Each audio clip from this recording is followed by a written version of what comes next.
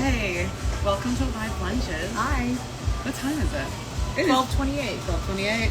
See, we're on time today. Oh God, can you believe that? I know, it's amazing. We're coming. Are we recording? We are recording. Hey. What's that? That's Dr. Rubottom just joined. Hi there, Dr. Rubottom. Thank you again for your information this weekend. That was a really we were fun weekend. fangirling like crazy. Like crazy. It was amazing. We have a lot to cover. It's been a few weeks since we've been in front of the camera. Okay, when was our last one? Our last one was on the 23rd. No, it was the Monday before CBC. Yeah. Yeah, so it's been exactly 1 month, 4 weeks, since we have done our lunchtime live. We were supposed to do it last week, but yeah, it's been busy. We've been pleasantly busy. Pleasantly been great. Well, okay, yeah, but it's been good. Everything's been great. We're ramping up the season. We're ramping up the season. It's gonna be awesome. So the weather's ramping up because what's going on with the weather? I mean, I'm glad today's nice, but it is definitely it's been interesting. The springtime has taken its sweet time getting here, but it's been 4 weeks.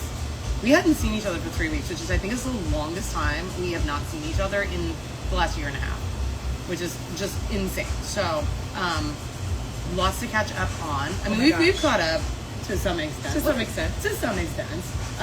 That's why we've got a packed agenda. She's going to keep me on track as per usual because we have a lot to talk about.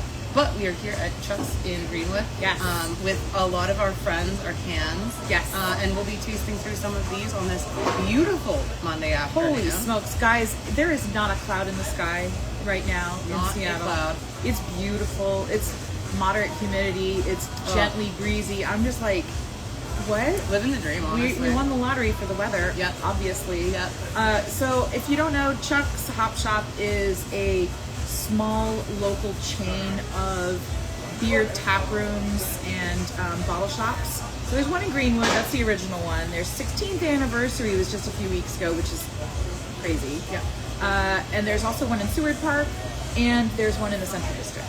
Yeah. So pretty great geographically dispersed throughout Seattle. They have an incredible selection, amazing staff who know what they're talking about, love to have fun with each other. It's a great company to work with and to be a customer and a patron of. And they even have stuff for kids if you got some of those. They all are also dog friendly, but your dogs need to be well behaved, just like your kids need to be well behaved. Absolutely. And they've got a beautiful patio. Yeah, Greenwood has a huge patio. Yeah, Greenwood. Well, so does CD. CD has a massive patio. I've spent some great times out there. Oh my gosh. Yeah. Oh, I see Troya and Zane on there. Hello, folks. Hi, guys. Yeah, so it's we're going to start running through the last 4 weeks. Again, crazy. The last time we spoke was before CBC, before I went off to CBC, before she did a transatlantic cruise. So we're going to get... Crossing. Hi, miss you too, Troya. I hope you had a peaceful weekend with us. Yahoo's out of the picture. Yeah, lady, we missed you. We did. It was... We'll get into it. It was a great weekend. Honestly, driving back before all the incidents happened, I was really like, I talked to Glenn Fox. Dr. Glenn Fox. He was at our spring conference for Master Brewers District Northwest. But I just was like, we're just so lucky. We know incredible people. We know incredibly smart people who are also rad as shit. Yep, it's absolutely amazing. We'll get into that, but I just wanted to start it out by saying it has been a crazy couple weeks, but I love seeing everyone. It's been a crazy month, darling. Oh yeah, it really has. We're gonna start right off. So, in the right before our previous episode, we had just come back from our WSU Malt Camp, which was held out in Spokane. And if you're not familiar with Washington State University's winemaking program, they now have a sub-branch for brewing. And Shan and I, along with Robin Schumacher, Daniel Olson, and a couple other folks, are instructors on this brewing course. And I did the malt course, Shan did the hops course. And since we did the hops camp earlier in the year, right? It was in August? Yes. It was mid-September. Yeah, mid-September during harvest. I took a group of students out. I think we had 20 students and I took them out to the hop fields. Haas did a great tour of their experimental fields. Why would you expect anything I less know, from the Haas? Haas people, just gems of Great human work, beings. great work culture, great people. Amazing, incredible people. So yeah, they took us out into their experimental fields, Roy Farms, CLS, and then Single Hill rounded it out with talking about how they do fresh hop beers. So it was an incredible experience. So that was exactly 6 months prior. So every semester, every quarter, or whatever, every 6 months they get to experience more hands-on learning. And so you took especially them out. with the raw materials end of it. Yes. So this focus was for malt. So what we did was we had all of the students from this cohort. This is also the inaugural cohort for Washington State University Brewing Program. We had them come out to Spokane, and they live in Texas, Arizona, Washington, Colorado, all over. And we toured the malt house at Link Malt, which, that's a co-partner with the company I work for, Coldstream Malt. So we had Brian give everyone an amazing tour. It was very informative, incredibly knowledgeable, and made sure that everyone understood what he was talking about, made them feel seen, made them feel welcome, made them feel appreciated. Just incredible. So we spent a few hours there, and then we went to out to the farm at Holliker Farm. And if you have ever been a participator at Grainmaker, you know where that farm is, and they got to see where Washington State University's wheat and barley test plot field is. Yep. And Matt Holliker has always been closely associated with Washington State University's barley and small grains breeding program. So he's one of the few local farmers that only do dryland farming. So that really does account for a lot of agricultural stressors like drought tolerance and pest resistance. Yeah. And everything that they're trying to breed into, because our climate is changing, and we are looking for ways to make sure that we get enough extractable sugars, keep the proteins low, keep the flavors there, but also reduce the amount, or be more in line with the amount of inputs as our climate is changing. So, not depending upon irrigation, it's dryland farming, not depending too much on any pesticides or herbicides. So that's basically what they did. And so Corey Klein from WSU came out to the test plot field and basically shared everything that they do there. And it's a 2-person team at the malt lab at WSU. So she was out there taking readings. She's like, I'll just incorporate this into my day. It was a lot of fun. Everyone learned so much and was able to actually participate in a collab brew day at Whistlepunk as well. That's fun. That beer is going to be coming out pretty soon. I'm very excited for that. That's awesome. So everyone got to go into the brew house at Whistlepunk at their Millwood location. Oh, okay, it's more in the valley, Spokane Valley area, and got to get on the brew deck, mash in, mill in, drop some hops, pull some levers, get some CIP action going, and of course, since Matt and Daniela Hansen also have the pizza house next door. Right. It's basically in the parking lot. We also had some great pizza. I love that. For all the students, and we did a lot of educational tasting as well throughout their tap lineup. So it was just a really impactful 2 whole days. That's with busy. the cohort. That's a lot. It's a lot. Yeah. I'm excited to get out there for Grainmaker coming up just to check it out again and spend some time on the farm. It's going to be a lot of fun. We also want to shout out to Brian, Zane, and Zach out at Link. It's going to be their Link Malt. It's going to be their 10th anniversary this weekend. There's going to be a hoedown. Unfortunately, I won't be able to be there, but I am sending all my love and affection and good vibes out to our Link homies and all of our friends out in Spokane who are going to be there, whooping them up and supporting them. I'm really excited that we've had 10 years of craft malt that's been sustainable, it's been high quality, and it's just continuing to get that word out that craft malt is just as stable as commodity malt. You are supporting your neighbors, you are supporting your local agricultural community, but you're also imparting more local flavors. If you already use hops from your backyard, maybe it's about time to consider using a little bit of malt from your backyard into your full-on program. It's true. Craft malt is booming. It is. Yes. Shanleigh. Yes. CBC breakdown. What happened? Too much. Oh, Next question. cheers. This is I'm drinking a Fruit Loop from Fort George. This is the yuzu and citra hop. Which and one did you get me? Just a regular hop? Just a regular zero. Which hops did they? Oh, we got Citra and Mosaic. Yeah. I'm here for it. Honestly, I'm here for it. Yes, it was insane. As usual, I love the format this year. To be honest with you, that was something we talked about before I left.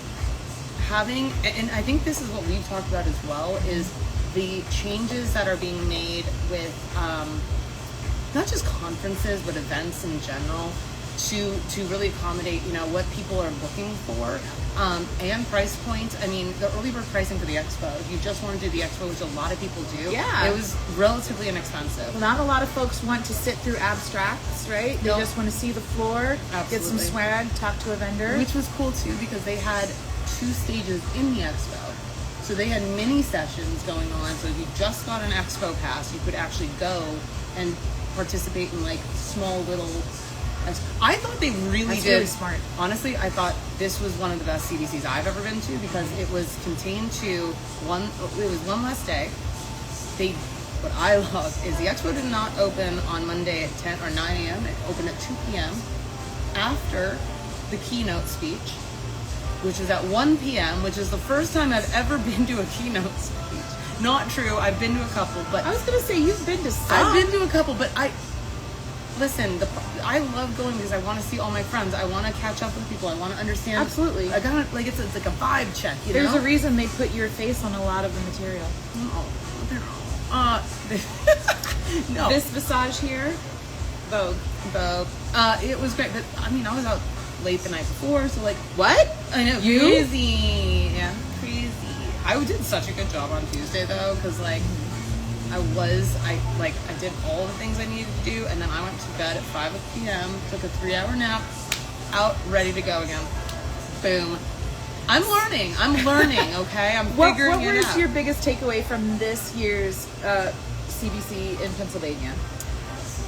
That the craft industry is alive and well. I think we're seeing reduced numbers of breweries, but the ones that are around are continually innovating, updating, and getting better.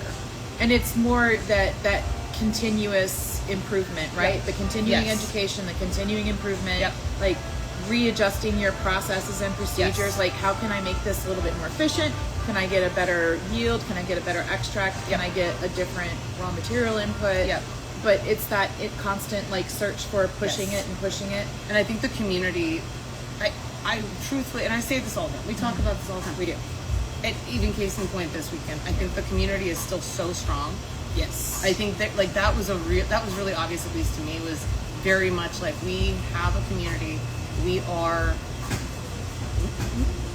built together. We are doing things can be up and down, and inputs can be crazy, tariffs can be crazy, world economy can be crazy, but we're all in it together. And I felt very much like that was apparent. Yeah, that was very apparent. I felt like it was much more collaborative, at least from the brewing side. I would say there's still some drama going on with a couple of things, but I thought it was very cool to have more hands-on events going on throughout the actual expo, throughout the actual events. Latitude 46, Roy Farms did a great job. CLS did an awesome hands-on events. I don't have enough words I love them. of gratitude and platitude towards the CLS The folks. They're amazing. incredible. Amazing people.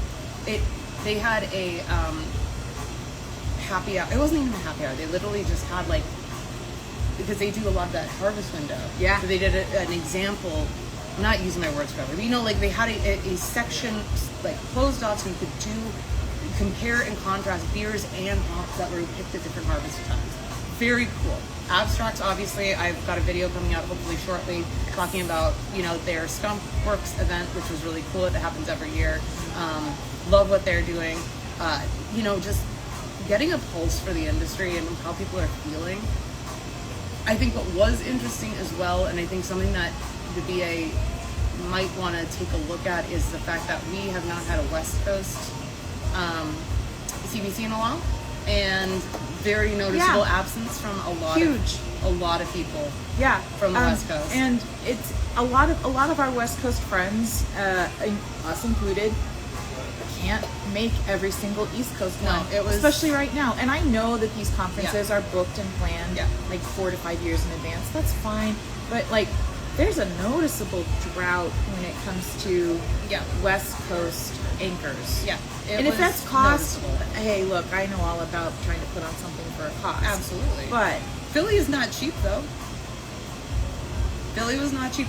Shout out to Human Robot and Ken and the whole team holy out there. Oh my god. Human Robot, I they're think he had incredible. he had an event every hour on the hour. Are you serious? Oh my god, they were just slammed the entire time. Way to It would be capitalize on that. Oh yeah, no, he was, and Ken is a joy. That man is probably has the most energy of anyone I've ever met. Holy smokes. Because he came back from did you know there was a Tripping Animals festival in Yes, Miami? yes. That weekend. And then he went right from And that then Monday- into CDC hosting things. It was crazy. Ken, you're a badass guy. Like that. And he's so hospitable. He's so sweet. I love him so much. Great job, Human Robot. I mean, all the breweries really stepped it up. It was the host city was amazing. Nothing against Philly. I had a blast. Everyone was amazing. It's more just, I think, and I talked to a few folks from the West Coast about this, the ones that were going and the ones that weren't. It's all kind of the same sentiment that's like, I mean, Vegas was technically, but not really. no, it wasn't. No, and it's like, next year's going to be San Antonio, and then I heard it's Columbus, Ohio, and then New Orleans. Yeah. So that's what I've heard. But definitely San Antonio next year, which should be good. I really am being positive with my thoughts about this, right? I'm very much looking at this from as every single angle as I possibly can, and I'm absolutely certain it has a lot to do with the driving force of the bulk of the membership is probably based on the eastern part of the Mississippi. The population What do you centers think? are higher. Because think about California. But think about California and Colorado and Oregon. Washington and Oregon, and how many of the breweries here not only are driving beer culture Right. in North America, but winning awards Absolutely. left and right. I mean, shout out to Not Breakside. slagging off anyone, please. Don't ever consider that I would No. ever do that. Can we just make a shout out to Breakside because Oh, they yeah. not only cleaned up at World Beer Cup, but they just had their 16th anniversary. That's incredible. I know. I wish I could have gone to that. It looked like I'm an gonna need a amazing time. soundboard of me just saying, that's incredible. That's incredible. Ben Edmonds is one of my favorite human beings. Who doesn't love Ben? Ben is perfect. Perfect angel. I love him. 16 years. And I swept at World Beer Cup. It was We were watching it. it was so much fun. We It had was a bunch of amazing. watch parties around here. I love that. And it was seeing Breakside just clean up like that was Yeah. Ben was having a good night. We'll leave it at that. anything else to take away from CBC from Nope, this year? let's move on to the okay, next great. one. All right.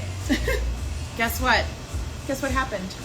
What happened, Leslie? We put on Drunk Herstory for the 10th year. Can we pause for a second and open a beer? Yes, let's do I it. feel like we have a multitude. You did a wonderful job. Thank you so much for grabbing these. Let's go with our first beer. It's Bizarre Brewing. This is batch 420. It's from our homies at Bizarre in Magnolia. It's a double dry hop West Coast Pale Ale, clocking in at a delightful 5.2%. If you know Bizarre, they don't do high ABV stuff. This has Mosaic, Citra, Crush, Columbus Cryo, Chinook, and Mosaic Incognito. Ooh. So let's get a couple of sips. Ooh. Give me your mug. Give me your mug. Oh, sorry. Got it. And then we'll talk about Drunk Herstory because it was what an incredible event time. We are not doing it after CBC next year. Your girl was still recovering. We tried to do it in March, but It's fine. we couldn't make it happen this year. We won't talk about the logistics. No, it's fine. We It's just fine. couldn't make it happen this year. That's all. Ooh, hello. Thanks, Bizarre. Thank you, Bizarre. Love to see Derek this weekend. He said he's going to help me at Grainmaker. Oh, that's unreal. What did you do to this, Derek? That's not a collab beer either. No, it was their 420 beer. Oh, okay. Damn. Okay, that is. Oh, it's dip hopped. Okay, fascinating. All right, so this is how Derek and Colette made this. Batch 420 is our double dry hopped West Coast Pale Ale brewed with a blend of Pilsner malts and hopped in the kettle with Crush, Columbus Cryo, Citra, and Chinook. Batch 420 was dip hopped with Mosaic Incognito, then fermented cool with our house lager strain. Oh. This dank double dry hopped West Coast Pale Ale was, again, it's double dry hopped in case you didn't know, with Mosaic, Crush, and Columbus Cryo. Dr. Winans, cheers to us. Aw, thanks, Dr. Hi, Matt. Winans. It was great to see you this weekend. Drunk Herstory. Yes. What a day. We implemented a new thing this year, kind of at the last minute. We were trying to raise money for women's health in the Pacific Northwest. Last year we raised just a little bit over $21,000. Amazing. And so we were, trying to brainstorm and think of different ways to bring in more revenue besides ticket sales, besides, QR codes for spontaneous donations, and besides auction items and experiences. Now, did you mention how many years this has been going on? 10. 10 years. 10 years. 10 years. Okay. So this year we implemented the idea of crowd kittens for Drunk Herstory. Yep. So since it's the inaugural crowd kitten year, we verbally and asked a bunch of industry men here in Seattle if they would like to participate as a crowd kitten this year. And that went over incredibly well. With the crowd kittens alone, we raised just over $6,000. So their job was to go around, make sure people were being quiet during the sets. Mm-hmm. But also they had, I loved how Bengt and Shanleigh, they do a lot of the AV work. They really do. And an incredible job. And Bengt had this idea to gamify it for the crowd kittens, so the folks that were in the audience, trying to keep people quiet. But in between the sets, they were also tasked with raising money. So they had their own QR codes, and they had a leaderboard. Yep. So they had to make money. And what did they say? They alone made $6,800. Yes, which was incredible. So shout out to all of the folks that were involved in that. Oh, and the top crowd kitten this year was Mr. Bobby Wood from Ravenna Brewing. Incredible. Well, Bob's not. I don't think I ever called him Bob. Bobby. Sorry, Bobby's not on this right now, which is unfortunate, but he usually is. And so we didn't really explain that they could wear whatever they wanted. So a couple of fellas showed up just wearing regular street clothes, which is fine because we didn't want to dictate to them. And this was also a really great way for the general public to see that the men in Seattle's brewing industry are stepping up for the women of Seattle's brewing industry for our fundraiser raising money for women's health initiatives in the Pacific Northwest. So a couple of the guys decided to take it to the next level. Texas Dave had cut off jorts, like hoochie daddy jorts. He did that, and cowboy boots. He did that while he was there. Too. He did it there, and he kept making them shorter. I'm like, you can stop now. My favorite was Stefano from Steffi from Fast Fashion. Texas Dave from Fast Fashion now too. Yes. So Texas Dave is also from Fast Fashion. Both of them. Stefano came, and he was wearing a tie and a button down and a little blazer. And I'm like, you look great, Steffi. And he's like, well, I really wanted to look like a substitute teacher. And I'm like, what? And he's like, well, I want people to trust me when they pay me for this fundraiser. Right. And I think a substitute teacher is very trustworthy. What an innocent baby boy. I love him so much. Like, that was the funny, what makes it a substitute? Not that substitute teachers aren't trustworthy, but the fact that that's exactly where his brain went. No notes. He did a great job. They all did a wonderful job. Everyone was incredible. Absolutely. Matt Ellis rocked it. Matt Edwards from Georgetown showed up wearing normal civilian street clothes and decided pretty quickly after the Crowd Kitten sashes were donned, yes, with their Crowd Kitten names on the sash, Medwards decided he's just gonna fucking rip off the sleeves. He pulled a Pat from. He did pull Ilk. a Pat from Ilk. Yep. But Yep. you know, if you know Matt Edwards, you know he's got the gun show. You know, so Did you see Robin? Did you see Robin's post? Yes. Yeah. Don't let Matt tell you that he's 5'11". Stop. I think I was trying to tell someone that saw it in the industry. I'm like, truthfully, it's these events. It's like being on a bachelorette party all the time. Well, not all the time, Not because all the you need time. to have somebody like holding shit I down. mean, I hold shit down. I have jobs. You did incredible, sweetie. You were great. You were great. No, a very awesome. Do we have final numbers? Are we allowed to talk about that? We don't have final numbers yet. Okay. Sam Morin is waiting for the final receipts from a couple of different places. It was held this year at Stoop in Capitol Hill. Shout out Thank you to them. again for Stoop for doing that. We had a lot of amazing beer on tap, and the beer this year was a collab with Cloudburst. Troya brewed it. Troya did an amazing Badass job, Shout babe. out to her. You did incredible. Absolutely. And it was beautiful, and it was all malts donated by Lincoln Coldstream, and all of the hops again from our homies at CLS. Yep. Oh, unreal! It was a beautiful beer. It was great. Olive.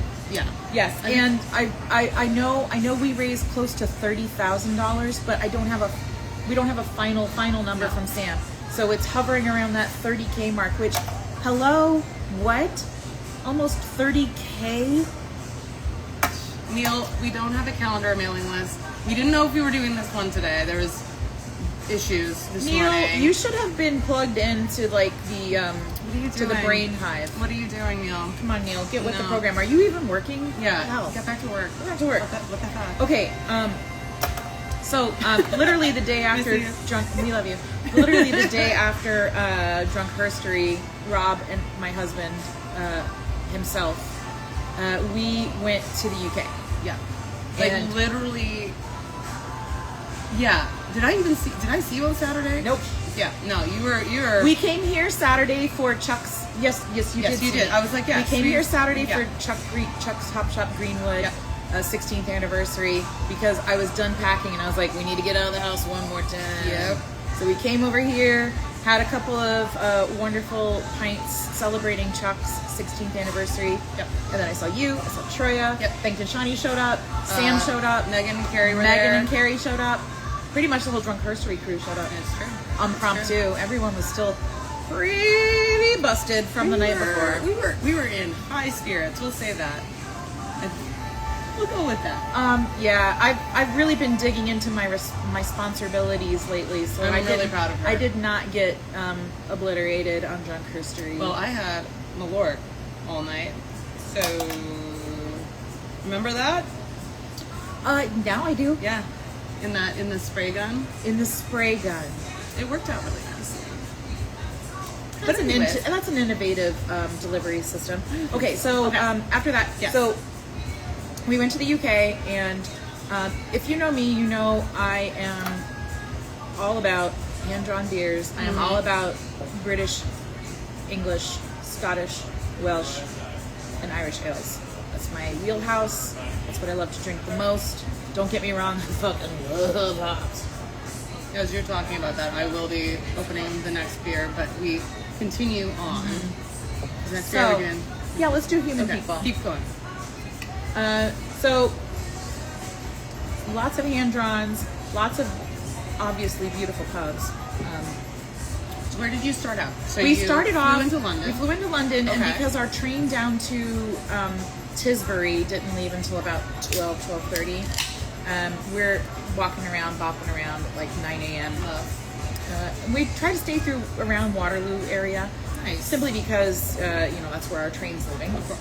So we stashed our bags at a cafe nearby the train station in the Marsh area, Marsh district. and went back to the Duke of Wellington, which is a Fuller's Tide house, and we've stayed there. We've actually stayed there before. We stayed upstairs in the rooms, and it's the Duke of Wellington. You walk into the pub, and it's this gigantic ceiling fresco of the Battle of Waterloo. That's unreal. Epic. It's That's unreal. Really cool. It's epic as shit. Yeah, and it's right next to it's off of Lambeth Avenue, Lambeth Street. It's right across from Waterloo Station. You honestly can't miss it. And the food there is impeccable. Well, we needed breakfast, so we stopped in there and had breakfast, and then I immediately proceeded to down a couple of Fuller's ESBs because that's me. That's I what love do. ESBs. So we're walking around, and then we made it to a different Fuller's Tide house, the Hercules, and we had not been there. Well, I hadn't been there with Rob, Sure. but I had been there before, and we had proceeded to drink some more Fuller's hand-drowns because why This not? is day one? Day one, baby. I love that. Before we got on the train. And then I got some canned gin and tonics for Rob Shore at the store. I love that. So he could have something to drink on the train. Love that. And then we got on the train and took the train down to Tisbury, then called Kevin to get us a cab over to Swallow Cliff, where we stayed at James May's pub. So James May from Top Gear has a brand of gin now. And I'm not a gin drinker, but himself is. I love James May. I would leave himself for James May, but James May wouldn't want me. He doesn't care about me. But he does have a pub in this tiny village, and it's beautiful. It's called the Royal Oak. We've stayed there before. We actually stayed in the exact same room. Oh, wow. It's great. The food is impeccable. The setting is bucolic as hell. It's in Wiltshire. You can't be upset with that. I love that. And then we went to Salisbury the next day. Got to see the Magna Carta, which it's all about no one is above the law. No one is above the law. That's true. That's all that document is. Fun fact. No one is above the law. Well, the Magna Carta was the foundation for the... Whoops, I forgot. The Canadian... Hold on. Anyways, I do know the Magna Carta was the foundation of your law Constitution. system and Constitution. Yeah, exactly. Same thing for England and for America Oh, and I for a forgot lot all of about Western laws. It's basically saying no one's above the law, so act right, or we're gonna murder you. Pause for a second, because I want to continue on with that. But we did open a new beer. Yes. What do we have? Little break. We got Peace Frog. The Peace Frog from our dear friends over at Human People. And Andrew's classifying this as a raw IPA. I swear to God, no. It's an. I don't know how. I'm gonna have to have a chat with Andrew. A little chat. I've been watching Perfect Match, and can I pull you for a chat? All those days. I'm gonna start using that when we're out at the bars. I'll just be like, Leslie, can I pull you for a chat? Works for me. No boil, oak forward, hazy IPA, double dry hopped with Citra and Coquilla Nelson. I am going to investigate that a little harder. I want to hear more about this. The Coquilla Nelson. Oh, yeah. I've got the next few Terroir Tuesdays lined up, and I've got some really juicy drama. Love this. Coquilla Nelson, very interesting. I don't know how I feel about the no boil. I'll be perfectly honest. As long as it gets to above a pasteurization temperature for 10 minutes, you're good. Boiling is important. That's at least... It depends what you're going for. Okay. It's beautiful color. It depends what you're going for. Smells amazing. Oh, wow. You can definitely tell there's Nelson in here. Oh, yeah. That's a fascinating flavor. Just before you get started again, we are at Chuck Stop Shop in Greenwood. This is live lunches if this is your first time joining us. We try to do this every 2 weeks. It's been a month. She's traveling, I'm traveling. It's been a little nutty.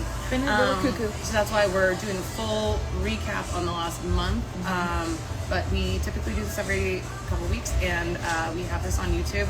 I still need to upload the last one. Our previous episode was filmed at Holy Mountain in Interbay. Yes. It has not been uploaded to YouTube, but it will be. It will be. You know, things are happening. So if you go to the Instagram handle, the Hardcore Pod, that has a lot of our content on there, and there's a link in the bio towards our YouTube channel that has all of our episodes. Absolutely. Yeah. Cool. Anyways, continue. So Salisbury. Great. This is the only craft beer bar that I let myself go to while we were there. We did go to a new to me. Well, it's been around for a few years, and we've had their beers before, but we've never actually been to their tap room. That was out in an industrial park. Surprise. Shocker. Amazing. Yeah, it was called Dark Revolution. Okay. They did have a hand drawn on tap. It was serviceable. Where they really excel is North American style beers. Interesting. Which is difficult to do because of how the alcohol production laws or beer production laws are structured in the United Kingdom. Sure. So once you get over a certain ABV threshold, that goes into a different tax bracket that you have to pay out a higher tax. Sure. Not you as a consumer, you as a producer. Yes. So, interesting. Yeah. But very flavorful. Strangely, a lot of NEPAs. I feel like, and this happened. I mean, this still happens in the Canada. Colonel. Yeah. When they first started, they did a lot of West Coast styles. Right. Clear. Yes. Delightful. Yes. Hop forward. The Colonel is still there, still kicking it, still making great beers. But Dark Revolution, they have like a lot of pastry stouts and a lot of NEPAs. I feel like that's, and we've kind of talked about this in certain areas and certain like Canada. Mm-hmm. I've always said is a few years behind, not completely behind. And truthfully, I feel like as Canada grows with beer drinkers and craft beer, it is starting to not catch up. That's not really the right word, but like there's definitely the styles are from a couple years ago versus what's happening here. We were already back to Pilsners. And is that a regulatory consideration with taxes? Like provincially different? I mean, there is some of that, but I think it is just the craft beer industry started later. Yeah. And it's continually evolving to the taste, which I think is I think honestly, consumers are fairly predictable with craft beer because I think it started out in the same way craft beer did in America, and they're just going through the same taste changes as we all did. Yeah. So now they're into West Coast IPA. So the next iteration will likely be, but it's happening faster than it did here because we have the access to. But is that provincially dependent though? Like Durham, they still do sours and saisons, right? Trou du Diable, they've been purchased by, who do they get purchased by? Miller Coors, I think. Oh.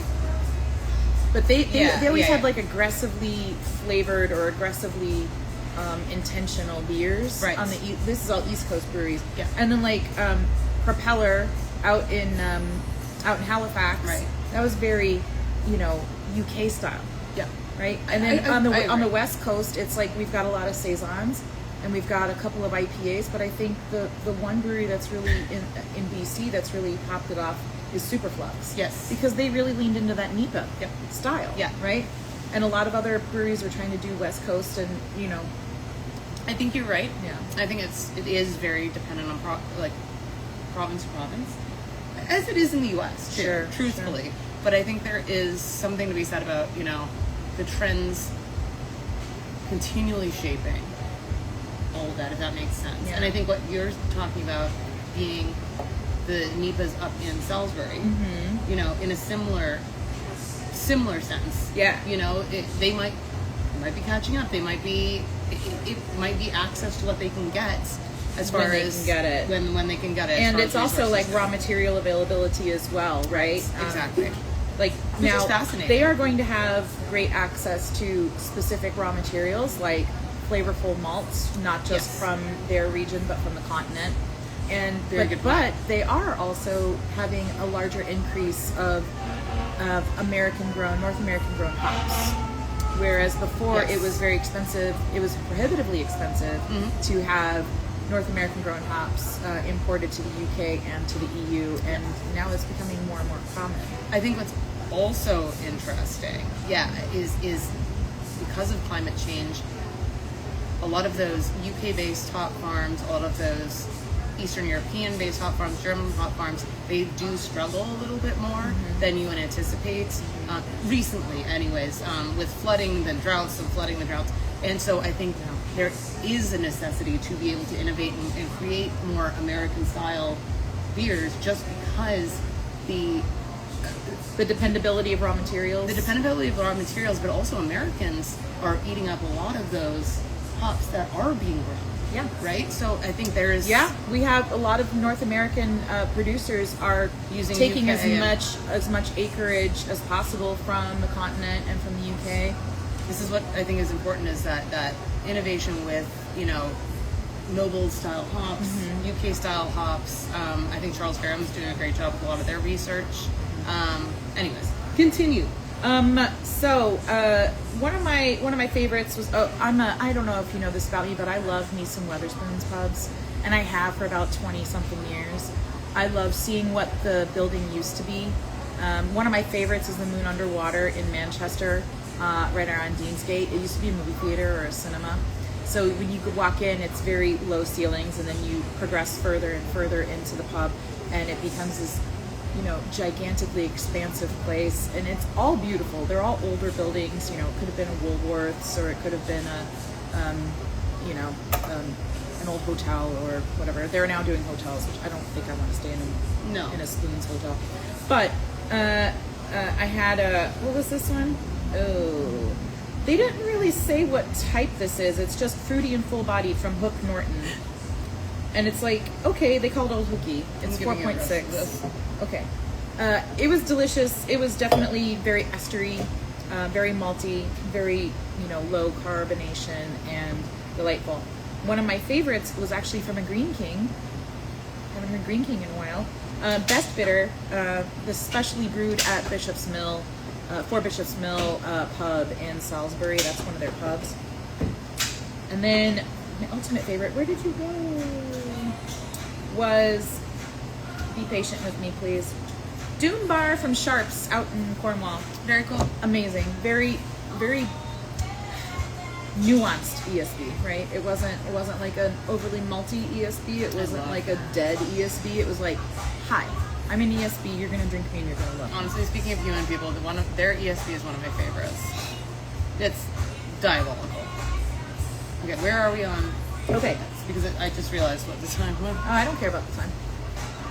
And then we got on the Queen Mary 2 and came across the North Atlantic. Had impeccable weather. Landed in Brooklyn. Stayed in Brooklyn. We stayed in Greenpoint. When I tell you, we knew she had service again, because I think I got 1,000 text messages all at once.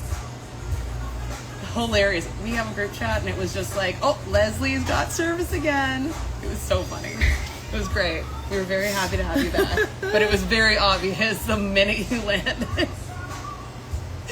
I missed you guys. And we missed you too, very much. So we went to Three's Brewing down at the bottom of Greenpoint. Saw our friend Jose, who I knew from Cycle in St. Petersburg. Then he moved over here to Seattle and worked at Rubens briefly and worked at Holy Mountain. And then he and his partner moved all the way to New York City. She's for her work, and he is now working behind the bar, doing photography still, but working behind the bar at Three's and at Finback. And he was at Torst for a bit. Really? Yeah, he was at Torst for a bit. But like, they live in Manhattan, so getting to the southernmost part of Brooklyn, that's like an hour and a half commute. Got to change 4 or 5 trains. You don't even realize how it's huge. It's enormous. What was the highlight of, maybe not those breweries, but like that experience? Pardon me, in Brooklyn. Like, basically just being able to walk to a lot of places and to get on the subway and go to other places. Three's was very, it was an unknown commodity to me. Sure. So I was very impressed with the selection of beers that they produce.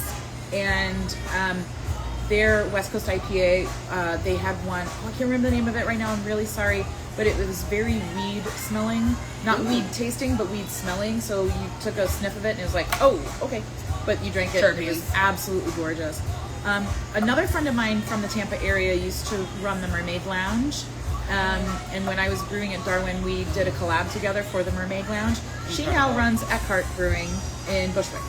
How many breweries do you make it to? 'Cause I was trying to follow along, but the photos and the food photos, which were all incredible, don't get me wrong, they were coming hard and fast, so I kind of lost track of where you were at one point. You can always go to my stories at my Instagram profile. Yes. I usually highlight a lot of stuff, and you can go to a trip, and you can... Honestly, she's so thorough with describing how her trips go.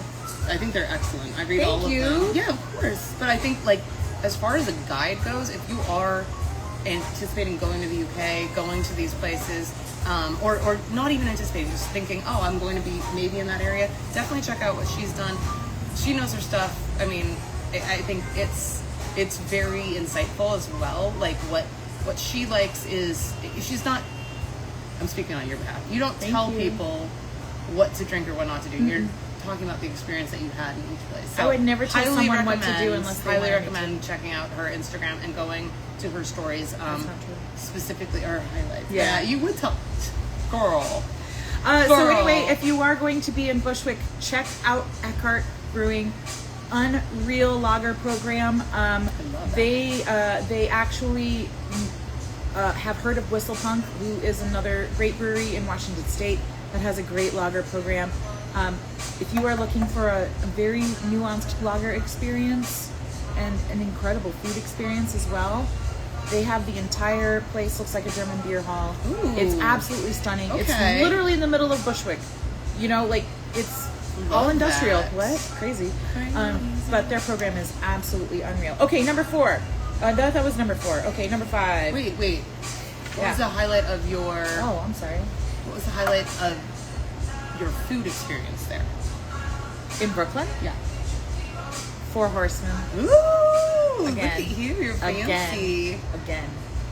I love that. We've eaten there before. We love it. It is definitely one of our favorite, absolute top 5 food places on the planet.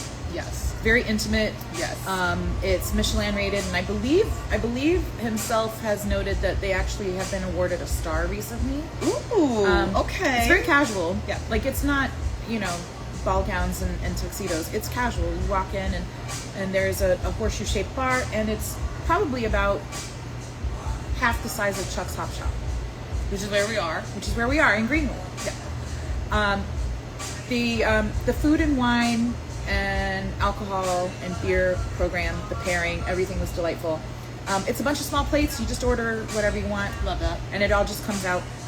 I will say that for my dessert course on this, lunch was a chocolate gelato that was not gritty. It was smooth. It was almost like a custard or a pudding. It was that delightful.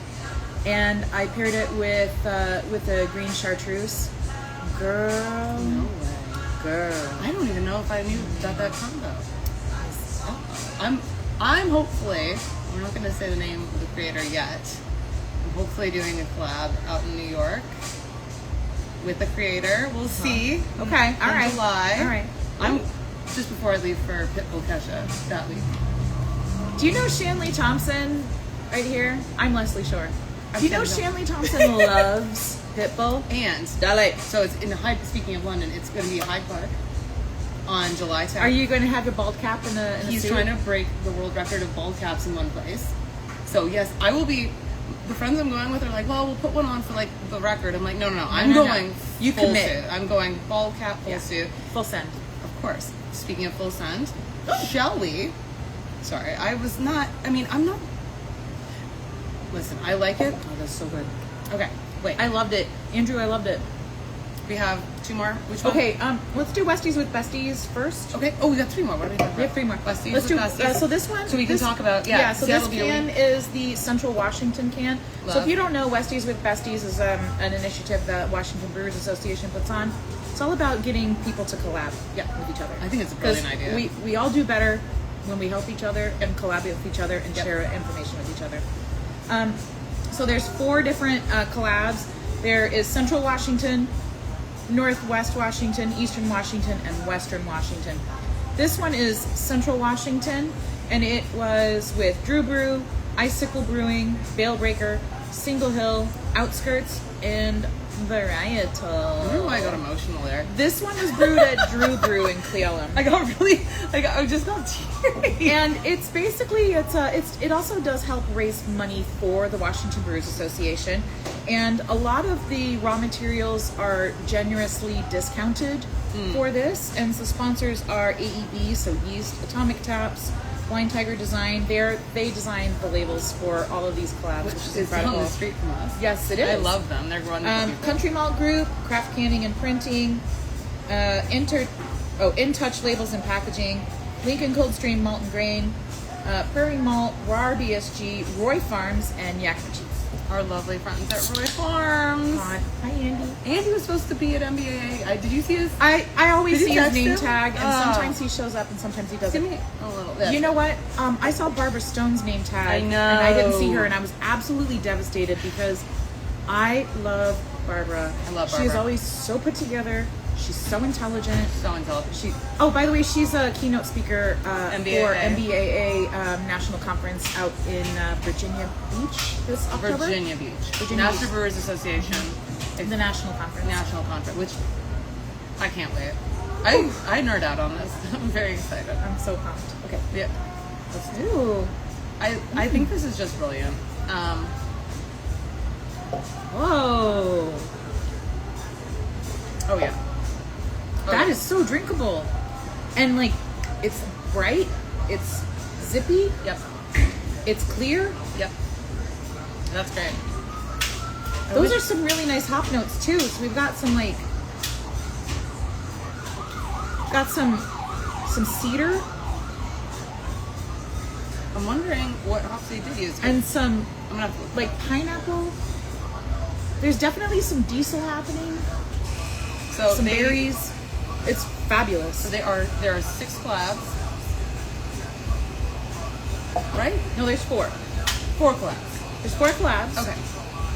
Really? Yeah, there's 4 groups. Northwest Washington, Eastern Washington. Central Washington, and Western Washington. No, we got North Seattle Metro, South Seattle Metro. Oh, I apologize. Washington. Southwest Washington, South Seattle Metro, and North Seattle Metro. Don't ever listen to me. I don't know what I'm talking about. I thought it was. I would have said yes, but that's bigger than last year for sure. It's Much bigger. It's So way year, bigger yeah. than last year. But I do love this concept because too. you know it is, as we know, it's hard to do collabs, and especially in larger communities, like Yeah. larger geographic spaces, and especially Washington's huge. Washington is enormous. You don't have to tell us thrice. Yes, very large. Do you know that? Yeah. I feel like I was all over the state this weekend. Girl, we drove from here much. to Hood River, from Hood River to Sunnyside, and from Sunnyside out to Natchez, and then back from Natchez because Chinook Pass is not open yet. Yep. Back out from Natchez to get back up to 90 and come back to Seattle. Yeah, that was a full loop. It's a big loop, but Yeah.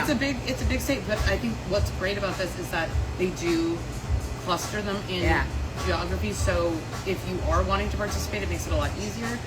And that's what I love about the happy hours that they're doing too. Is they're not just Yes. saying, "Hey, we're going to do it only in Seattle." They keep it moving. So you can do a happy hour out in Spokane. You can do one down in Vancouver. There's going to be one out. There was a happy hour in Spokane a couple of weekends ago. Yes. I was not, obviously I wasn't No. here. I would have gone. I love being around our Spokane friends. Yes. Amazing people. But the fact that our state's Brewers Guild does these roaming happy hours once a month is such a fabulous idea because it's getting folks together, and you don't necessarily have to be a member of the guild No. to participate, right? Just come out and have a beer. Do you have a question that you want to ask someone that behind the scenes, or do you have a favorite like nerd out question? Are you a civilian that wants to ask a brewer something? These are great opportunities. That's so true. You know? And we don't To be typically respectful and have a good time and have that community. It's just a joy. It It really is. And I think they've just been stepping up their game more and more. Yes. Absolutely. Yes. Okay, what was our next topic? Oh, our next topic is our Master Brewers Association of the Americas District Northwest Spring 2026 Conference in Hood River, Oregon. It's my favorite time of year. Look, I love our conferences. I love being a member of Master Brewers. I'm going to say right now, if you want to find a community that has a gigantic wealth of information, a deep well of folks to call on at any moment and get any answer to any question, joining the Master Brewers is the smartest thing I've ever done. I joined in 2012 when I was in Florida. And I got so much information as a baby brewer on what to do, what not to do. And at the end, guys, we're all volunteers to each other. So, well, Leslie, I don't have any information to share. Nobody wants to know what I know, or everybody already knows what I know. I guarantee you that's not true. Just share your information. You'd be surprised at how many people will be thankful to know you and have a bit of information from you, because they might have something for you as well. And we have to address the fact that you were voted in as the new president of our chapter this weekend. So congratulations to Leslie, El Presidente Leslie. We're very excited about this. Thank you. Very excited. Thank you. This is I mean, Doug did a great job. The whole team did a great job. But So I'm very Leon excited Fife about from AB InBev, he was the vice president of craft beer. He's the outgoing president. Doug Hinman stepped back in as the vice president for the last year and a half because our current vice president switched careers. And since Doug was the past president, and not the immediate past president, but the past president, and he was also still doing publicity chair stuff, he generously donated his time to help Ricky Lee Wells. If you don't know her, what's wrong with you? Help the two of us really guide the district and make sure that we were following everything correctly. Are you seeing the congratulations? I can't read. It's too far away. Zane, and then Dr. Rubottom said, "Lou, Leslie, we're lucky to have you." Oh my God! And then Neil with the little emojis. Oh, It's that's very touching. Thank you so much. It's hard to see because we're like just far enough away. Yeah. And I didn't bring my iPad. She did bring her shot. iPad, so I can't see. Thank you. Oh my God. We are very lucky to have her. Aww. We're very lucky to have her. you. I love the MBAA. We had so much fun this So weekend. we were just saying Doug is now officially retired since he retired from Elliott Bay in October last year. Now he is officially retired. He can go to any Mariners game he wants to. He can do whatever he wants now. He doesn't have any obligations. So Doug really made sure that Ricky and I had a solid foundation, and he set us up for success. So if you don't know how district conferences are run, our district, we do things a little differently. Not every district does what we do. We have a lot of research universities here. We have a lot of incredible breweries here.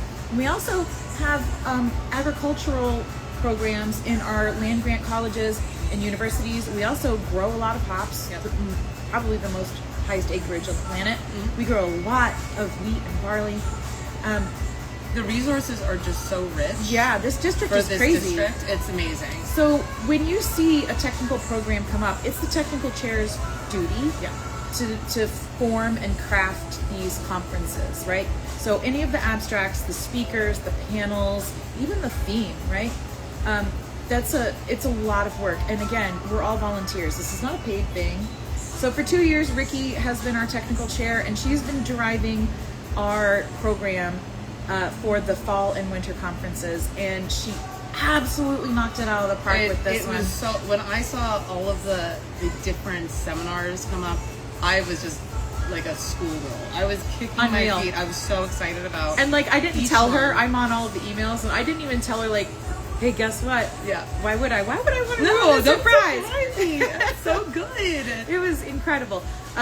We had amazing speakers. So much. Oh my gosh. I actually made it to the 9 a.m.s. Like, what? She did. If you don't know, for spring conference, we traditionally have it in Hood River, Oregon, at the prettiest little Best Western in the world. It's amazing. It's right there on the Columbia. It's it's on the Columbia. It's absolutely stunning, beautiful. We're right in the middle of the gorge before it gets into Portland, and we tend to do a program on Friday. We started around 1 p.m. and go to about dinner time, so it kind of ease you into a lot of technical stuff. We try to keep the science high because we have people that need to know what those granular mechanisms are that drive these changes or drive these processes, right? But we also have a lot of hedonistic talks and panels and presentations, right? And then we have dinner, and we have a Friday night social. This year we had it at Double Mountain. We had it at Double Mountain a few years ago. It was incredible to be right back in that production space again, have the jockey boxes. Last year we had it at Freem. Thank you, Freem, for doing that. And thanks again, Double Mountain, for hosting our Friday night social. It was interesting to see the layout this year with the experimentals, like euphorics being brought in. I know Jeff Daly had all of the euphorics, and Jeff's incredible. Jeff's so fun. Oh God, there I go again saying incredible. I guess that's my vocal stint for the day. But he had everything like laid out and was like teaching folks how to utilize a different form of hop product. Yes. Right? Yeah. It was great.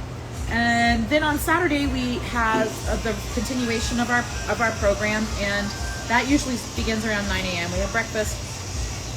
Everyone's a little hungover-ish, maybe. I don't know. I was feeling pretty good. Well, yeah, you went to bed at 9. I have responsibilities. You were good. Listen, I think I was back in my van by the river. Back in my van by the river. Wow. I think 1 o'clock. Anyways, so we have the continuation of our program on Saturday begins around 9 a.m. and it ends roughly around 12:30 p.m. and then we have lunch and everyone's free to go, so they have their weekend. It's a wonderful way to learn, to network, but to get information out of your brain and into everyone else's brain. Right? It's so fun. It's so the nerdy. It's not even nerdy. It's not. It's just so good to like be able to talk to people, and I just love when there's a joke in the presentation that's like so niche and everyone in the room is laughing at it. I just like those moments. To me, I'm just like, it gets me excited, you know? Like, if you are intimidated by the fact that there is a room full of brewers and professors and scientists, please don't. It's fun. Please join. Join. Get all this information. Ask everyone questions. in that same room has gone through every experience that you have had in the brewing industry. You know, they've had a hop cone on them. They've had, you know, this, that, and the other happen in the cellar or on the brew deck or a packaging fail. Like, we all have the same, you know, emotional brewing scars. Some of us even have physical brewing scars, but we've all done it, right? So we all want to share information with each other, and the best way to do it is to join your Master Brewers Association of the Americas. It's so fun. And come with us. I texted her like when I was leaving. We're gonna go on a little trip right in the morning, and I just, you know, I was kicking my feet. I was like, I was just so excited. I woke up at 4 in the morning. She did. And I didn't sleep for like a good hour. I just was like so excited about this because it just like it gets me, you know. I get to see all of the cool people. I get to learn so much. I'm going to do a little recap of my favorite, like some of the biggest takeaways I had from it on my Instagram, because I do find, you know, like there is so much coming at you, and this year's technical programming, like I said, was phenomenal. Shout out also to, I think what was really cool this year was Tim from Hop Technic, BGF. Yes. He did a panel with some of our friends. About pizza and beer, which is like, pizza and beer, right? But it's fascinating. About 3 different size breweries and how they have implemented a pizza program into their brewery for customer retention, also for culture, taproom culture, and what that looks like. Yeah, it was really. Not that everything is super heavy and technical, but it definitely broke up the morning to talk about pizza and talk about just something that is not yeast hops, malt, or specifically beer. So or a new machine. Or exactly. So I thought, you know, that was a really cool technical programming edition this year. But it was, I mean, I just learned so much, and I walk away like. And then, you know, even like we were saying, Glenn Fox from UC Davis. I about flipped my shit when I saw this man. I was so excited to see him. And I had to retain my composure. It was so funny. I almost about flipped my shit when I actually saw that Dr. Lindsay Rubotten came. I know. I mean, I saw her name on all the emails, but I was just like, keep it cool, let's see, she's here. I know. I get so excited. Unreal. Well, unreal. Dr. Chanel, too. I was like, I know. She's one of the smartest ladies I've ever encountered in my life. So if you don't know Dr. Chanel, she works with Dr. Thomas Shellhammer at OSU about hop, basically everything hops. And so her presentation was incredible about hop aging. But maybe not how you think. Okay. Regardless, so Ricky is now our district's vice president and BOG rep, so Board of Governors rep. So she's our district's rep to Nationals executive team. Yeah. And we have two new wonderful folks joining our executive team to help us drive and craft and create the next few years programming and culture for our district. Garrett is from Full Sail. So Garrett Meyer is now our technical chair. Very excited. So he's going to be leading our technical programs. Love that. For the next 2 years. Very excited, beginning with this fall's virtual program. And Dr. Campbell Morrissey is our new secretary treasurer. I love Campbell so much. Like, can you imagine? Campbell's from Frame. Campbell's from Frame. He's the director of operations at Frame. Yeah. He's absolutely one of the smartest people. We have so many smart people in this district. So many smart people in this district. It is absolutely. It was his presentation on malt and the new malt that they with Dr. Pat Hayes. Yeah, it was. That crazy. was he studied under Dr. Pat Hayes. And Pat Hayes retired a few years ago. But Pat was always like a very good person to draw on to do presentations. Yeah. But this year, what Shan was saying is that Freem and RAR developed a different kind of a low color Pilsner malt. Yeah. Specifically for Frame, which was really cool to see like why they did that, what the technical capabilities were. I thought it was, just really fascinating. His takeaway, which was you're spending so much money and time working with these different suppliers. Yeah. Why not ask to see whether or not they can create something that's custom? You never know if you don't ask. Yeah, exactly. How can you both work synergistically to be able to create new products that benefit your brewery, which I thought was a really cool takeaway. Yeah. So anyways, that was a really cool presentation. It really was. Okay, wait. Amazing. So we're going to go on to the next beer because we have two more. Let's do this one because this is Goat Fest related. Perfect. Excellent. We're here. I'm just going to do one more recap. We're here at Greenwood Chuck's Pop Shop. Yes, we are. We are doing our live lunches. We do these every 2 weeks, but this is a longer one because this is a month recap. It's our monthly recap because we haven't seen each other. Well, we see each other, but we both have been traveling in the last month, and there's a lot of ground to cover. We did not get to do this for the last month, so it's a full recap of multiple events because the summer is coming. The summer is summering. All right, so what are we drinking, Liz? So this is thank you. This is Birra de Familia. It is an Italian Pilsner from Trapdoor in Vancouver. So if you don't know Trapdoor in Vancouver, Trapdoor is a brewery in Vancouver, Washington. We have Jake and Benji are absolutely slaying, 100%. They're slaying down over in Vancouver. Boots down. Boots the house down? Down. Oh, okay. Oh, that's lovely. That's what I needed today. Way to go, Benji and Jake. Jeez. Okay, so the Birra I'm not going to say the rest. It's Italian. They've got if you want to they have a little like sliding lever. And it's funny because it's got hops, malt, and then gabagool, which actually makes you That's really cute. That's really cute. This is going to... Oh, that's going to that's precarious. Let's not do that. Why are we talking about Trapdoor and Goat Fest? So if you don't know, Goat Fest is a festival put on by Varietal Beer Co. in Sunnyside, Washington. So Sunnyside is adjacent to Yakima, so it's in central Washington. And this is usually, Bach beers. So, Helles, lagers, My box. And my box. And it benefits a charity out in Sunnyside, and this year it was Rod's House, which is a safe place with resources for young folks experiencing homelessness in Yakima County. That's awesome. Yakima is rural, it's agricultural, and there is not a lot of resources for folks, especially younger folks, like there are in larger metropolitan areas like Spokane, King County, even Pierce County. So this is all to benefit Rod's House. Yes.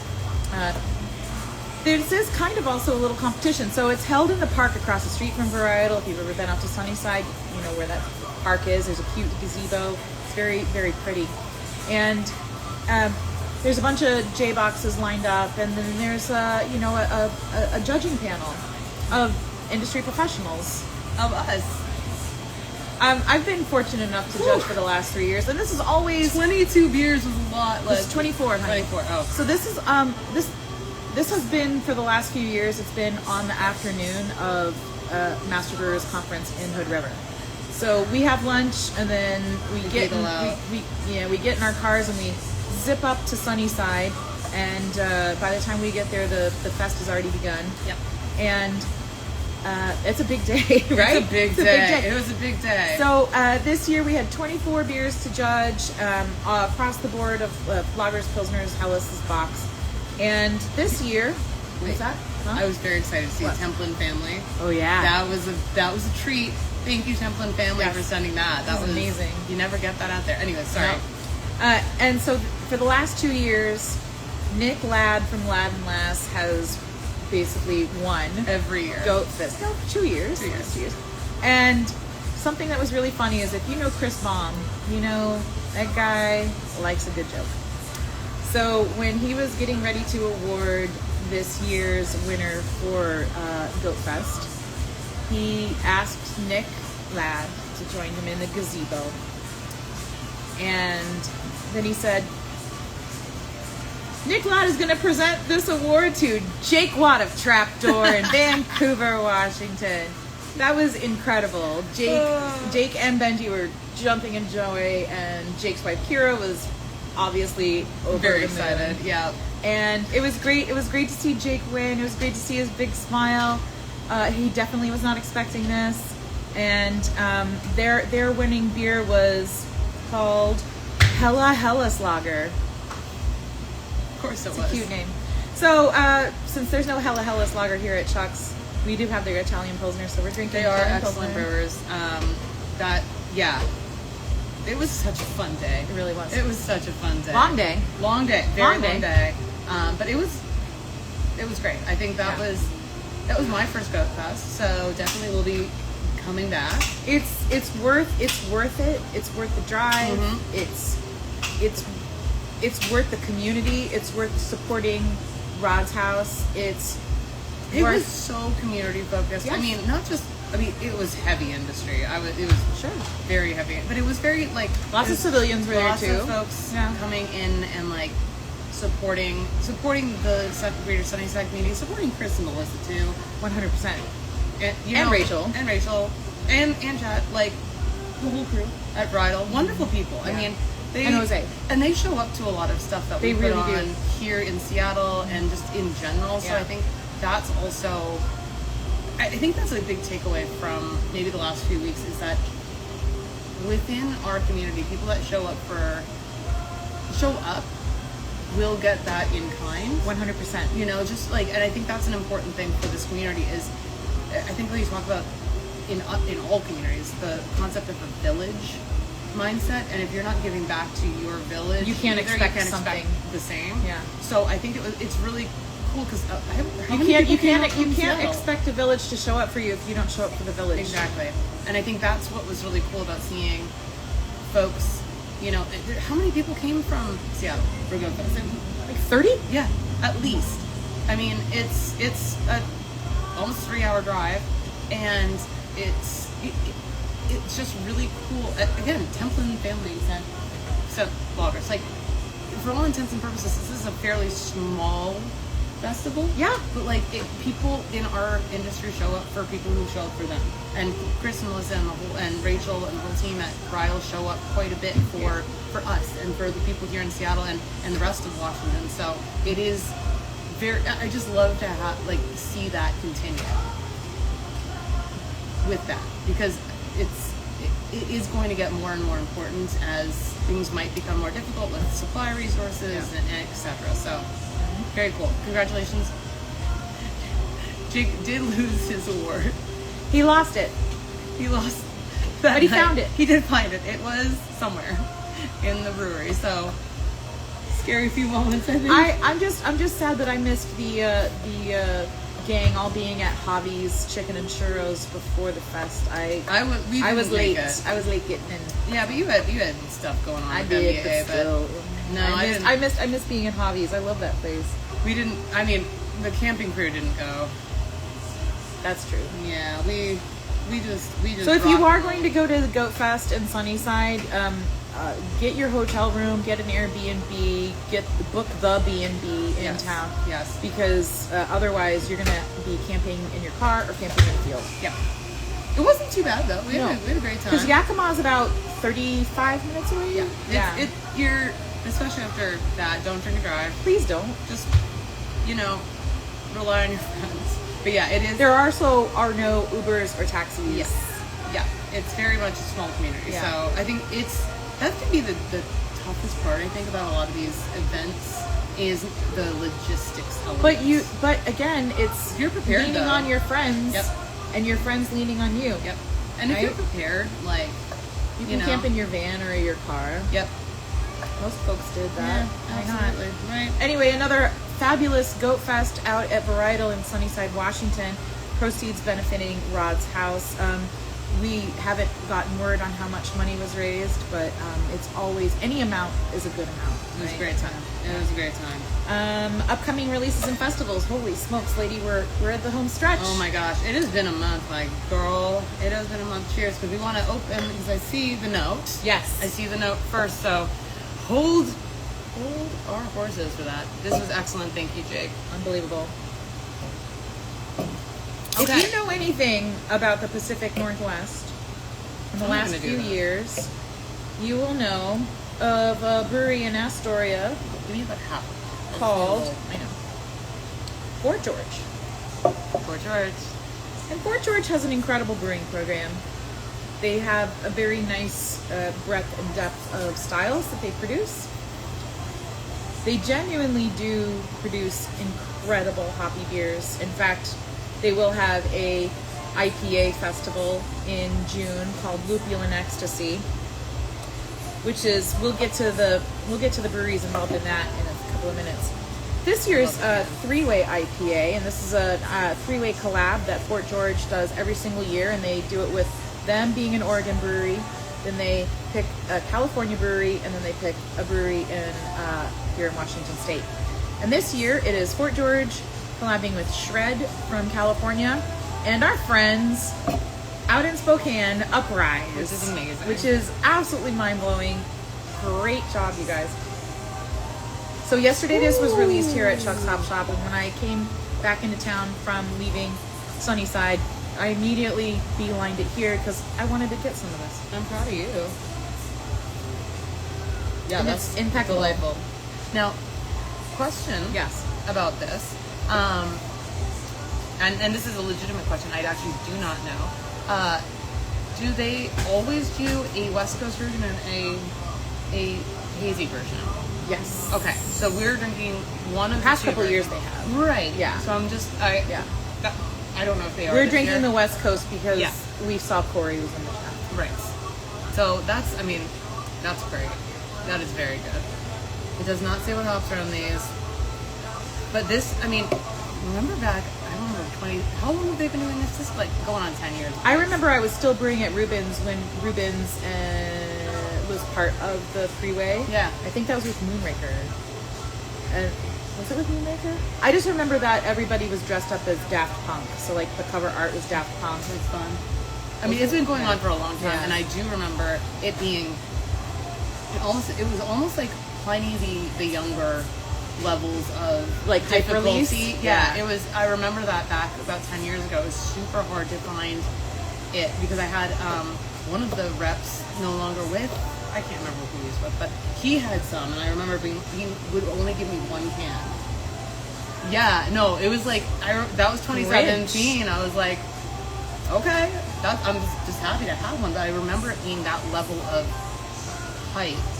But this is like, it's going on at least, it has to be 10 years. We'll find out, but that's exciting. And you said beta versions? Yeah, so they would release betas throughout the collab season. So like sometime in March or April, you would see like beta versions of Three-Way. Yep. But this is before the collab partners would be announced. Right. So Right. it was a That's you know kind of right. situation. Yeah. Yeah. I thought they did a beta last year too. They did. They did? Yeah. I think they didn't do one this year though. If they did, I wasn't paying attention. Maybe I've just been so busy. I don't know. We'll double check on that. But yeah, Shred. I also love the fact that they do pick not small breweries, but smaller breweries, like ones that are not always being featured in collabs. Yeah. Which, you know, like Uprise is an incredible brewery. Don't get me wrong. I think it's just they're not always as front and center because they're out in Spokane. Yeah, right? so Uprise was part of Uprise in Fort George, and Trapdoor did a Three-Way collab for Grainmaker last year. Right. And so that's kind of like how this came about. Gotcha. Three-way, legitimate Three-Way for Fort George this year. That's awesome. Yeah. And they always change the cans up. Last year was like a cat. The art is always This is on an point. It looks like Alf. It does look like Elf. That's really funny. I mean, it probably is an elf. Because, like... You got an alien. You got an alien, yeah. You got elf, an alien, and then a robot. I would... And I like the visual references to Shred on here. Yes. You're shredding on a skateboard, shredding on a guitar. Yeah. That's cute. And, well, no, there's just the robot. But anyways, definitely check that out if you... so that's Lupulin Ecstasy. The Lupulin Ecstasy Festival, yeah. June 13th. June 13th. It's going to be at Fort George in Astoria, Oregon. So if you don't know where that is, Google Maps. There, it's right there. Astoria is one of the prettiest places, and you should just go there even when there's not a festival happening. So pretty. Here's the lineup for Lupulin Ecstasy on June 13th. Alvarado Street, Block 15, Boneyard, Brewhouse, Burial, Cellar Maker, Cerebral, Cloudburst, Gigantic, Great Notion, Holy Mountain, Hot Butcher for the World. If you don't know Hot Butcher for the World, we need to have a chat. Yeah, Jude is one of the nicest people. And Natalie, his wife. Ugh. Chef's kiss. Irrelevant, Ism, Kings and Daughters, Mirage, Moonraker, Freem, Pint House, Ravenna, Rubens, Rip, Shred, Structures, Sun River, Tenma, Uprise, Varietal, Von Ebert, Ghost Town, Hi.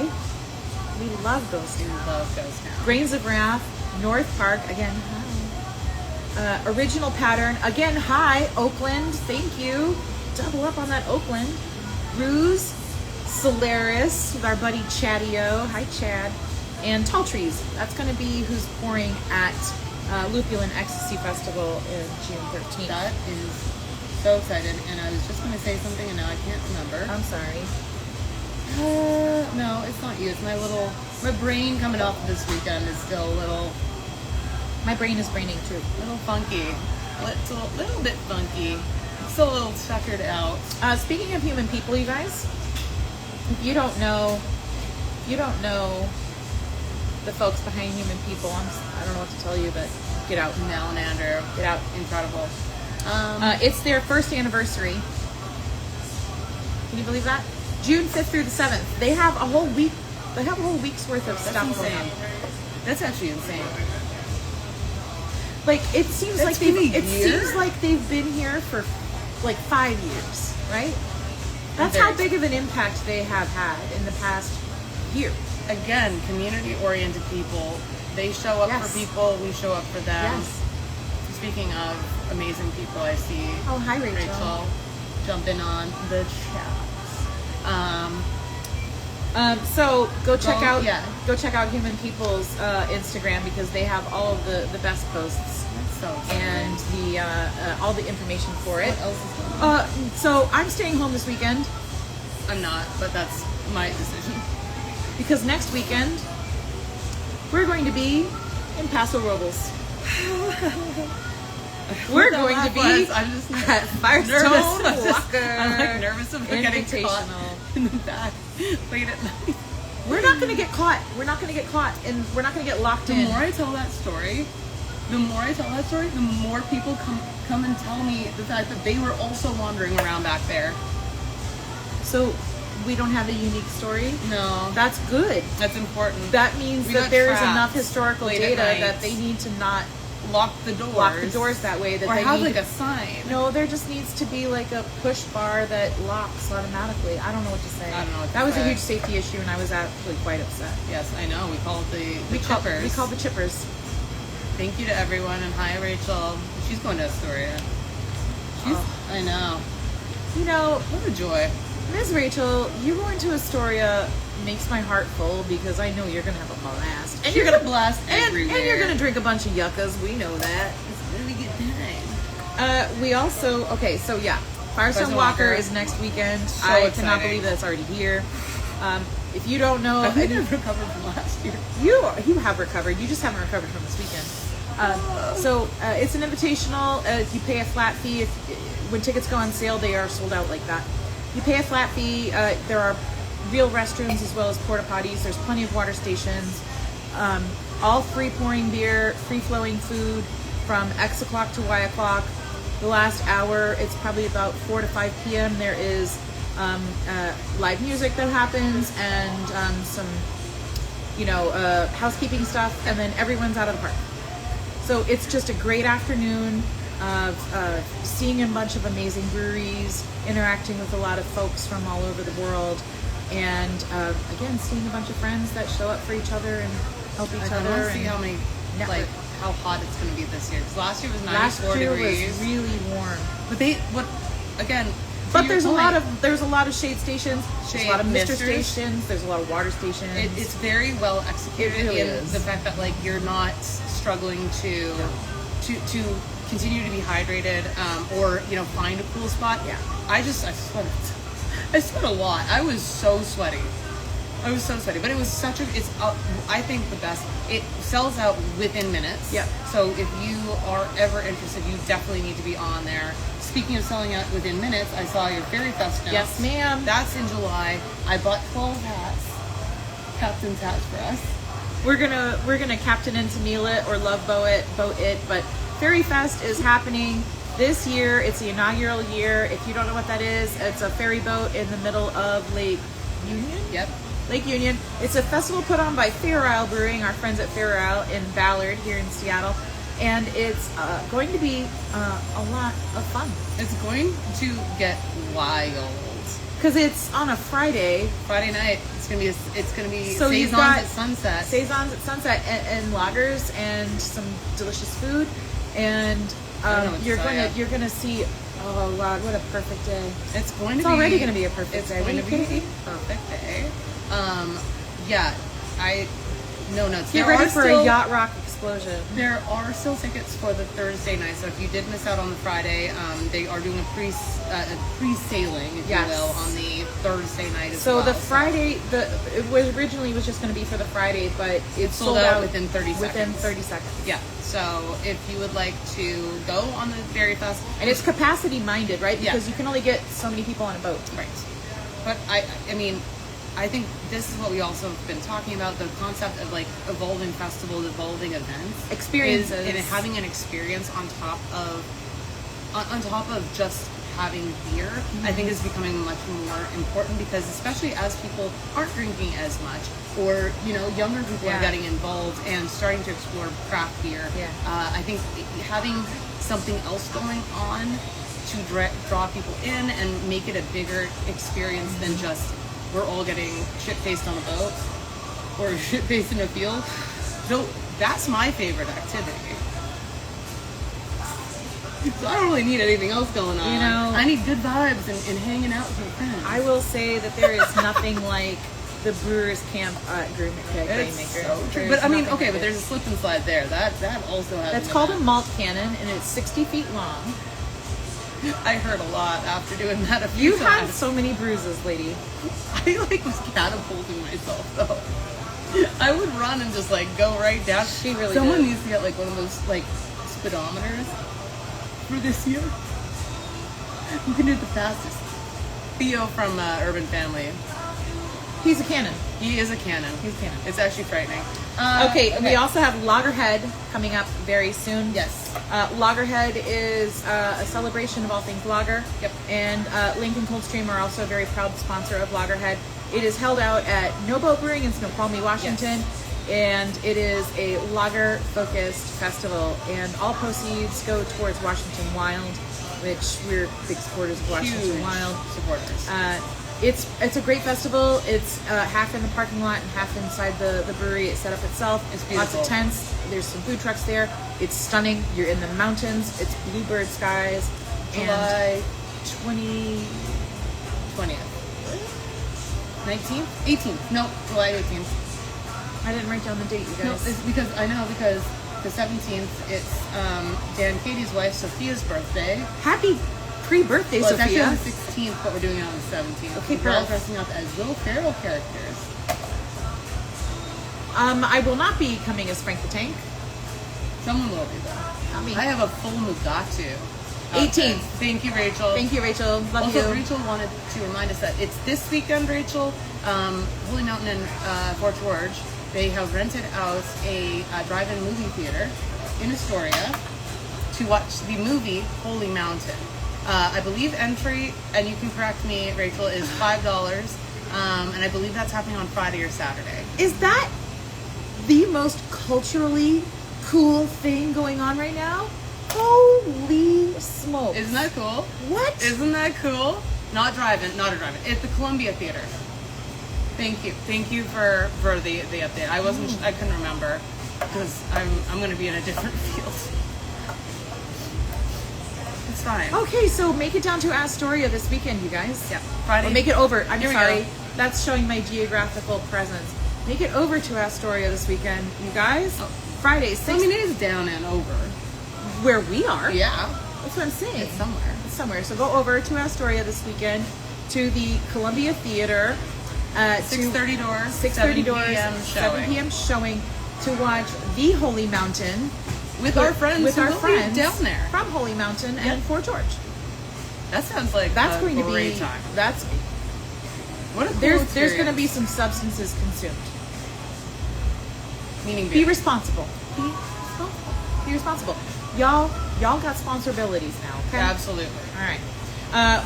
We also have the Washington Beer Fest coming up, the Washington Brewers Fest. That's held at the call. Space Good Needle. call. That's also put on by the Washington Brewers Guild. That's going to be epic. And that's also the same weekend as the, my favorite thing, the Lind Combine Derby out in Lind, Oh. Washington. Yeah, I probably will go to that. I don't know. So if you don't know what the Lind Combine Derby is, it's 2 days. Basically it's a demolition derby in Lind, Washington, and it's put on by the Lind Lions Club. The Lions Club, it supports graduates from high school to go on to other levels of institutional learning, whether that's a technical college or a 4-year degree at another place, right? I love that. So because Lind is a very small town, Yep. it's about 3,000 people, if that. So they put on this demolition derby to raise funds for the Lions Club. And we usually go, it's on Saturdays when we go because that's when the farm equipment comes out. We've got combines, we've got tractors, all smashing and crashing into each other. It's pretty epic. It is pretty epic. And we also camp out there and it's dusty and it's great and we've got a bunch of beer and whiskey and food. And, it also helps a bunch of kids learn how to get that extra skill set when it comes to automotive repairs, welding, everything, you name it. So if you have if you or someone you know has a piece of farm equipment sitting out in the field, we know that once it breaks down and you can't repair it, you just leave it in that field because it's going to cost way too much to extract it. Get in touch with the Lind Lions Club and have them come extract it. That's a good idea. That's a donation that you can write pretty cool. on your books. The kids get to learn how to refurbish it and make it runnable.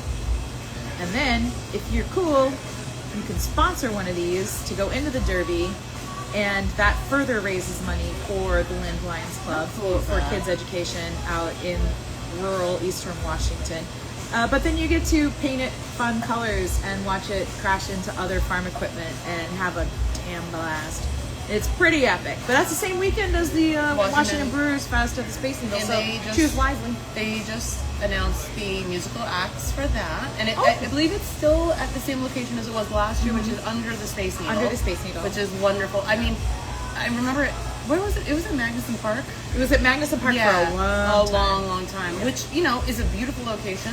But it was also out at Marymore Park forever. That's what I was thinking. It was at Marymore Park, which was difficult to get to, difficult to park. Yeah. There was a couple of days. It always rained. Yeah, I mean, it's fantastic because so much public transportation goes right to the heart of Seattle, and being right underneath the Space Needle drinking beer is so fun. It really can't beat that. And then karaoke after. It's a great event. We had wrestling last year. We had wrestling last year, which was fantastic. It was amazing. And I don't know that there won't be something like that going on this year, but I know they've released a couple of the musical acts.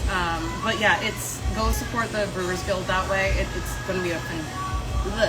Oh my God, my mouth just had a stroke. No, you didn't. It's been a long, long weekend. So Washington Brewers Festival is going to be, I think it's the same weekend as the Lupulin Ecstasy, right? June 13th? No. Okay. I was like, where's my phone? We're recording wait a on minute. it. I'm sorry. Anyway. No, it's the weekend, I believe it's on the 20th. The 20th. Yes. We're going to have fun regardless. Yeah. This June is packed. This July is packed. Guess what? Get ready for August because it is what? Packed. It's crazy. Oh my goodness. We also, because Neil was on here, we have to do one last shout out. Oh yeah, Neil at Remlinger Farms. At Remlinger, there's going to be all those concert series at Remlinger, and there's going to be collabs that he's doing. Remlinger Brewing is going to be. Thank you, Neil. They're the same weekends.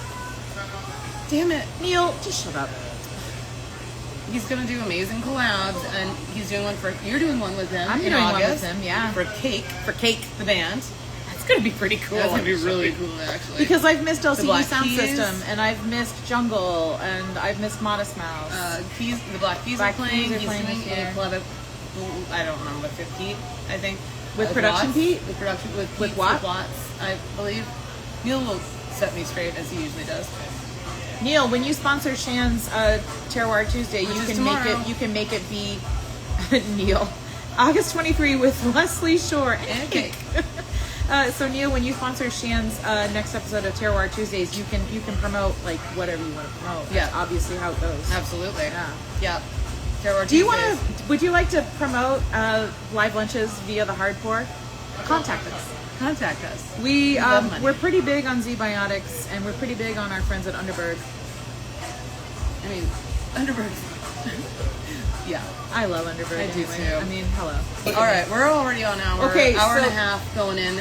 This has been a great episode, you guys. We have caught you all up on the activities of our lives. Look, we're out. I'm out of notes. I'm out of agenda. Look at that. We did it. I think that was very well paced because that was full 4 weeks of activities, and we got through all of the stuff coming up. Go fuck yourself, San Diego.